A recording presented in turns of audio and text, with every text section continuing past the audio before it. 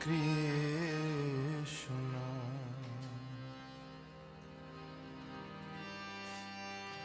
Hare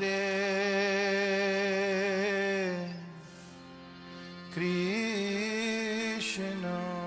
Welcome to this episode of our Kartik Inspirations. Let us today listen to another episode of Siddha Krishna does this amazing life. By the way, he was a saint who was instructing most of the people who lived somewhere around the 18th century at Govardhan in how to meditate about Krishna. He had the divine vision and he was able to impart it to those who came to him for instructions. So once it so happened that in his spiritual body Krishnadas joined the holy lila of throwing colors. You know, in the holy lila, Radhika gets challenged by Krishna for a war of colors. These colors all mean different sentiments of love, so it's really an exchange of divine love. And Krishnadas was helping Radha to throw colors by putting these flower colors into her hands. Sometimes he would bring a big container of colored water, and Radha would take a syringe and drench Krishna.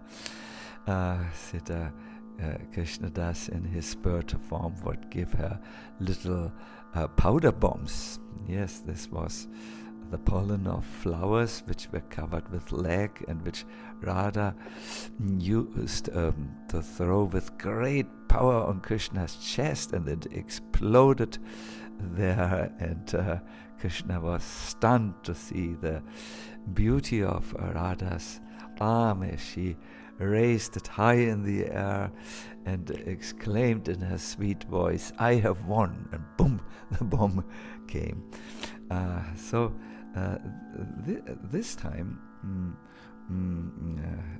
after he had helped Radhasyam in the holy lila, he came back to his physical body, which sat meditating on the Manasi Ganga, this lake, and he found that his entire body was covered with avir, that is perfumed red powder, saffron, musk, kapura or camphor, and sandalwood paste.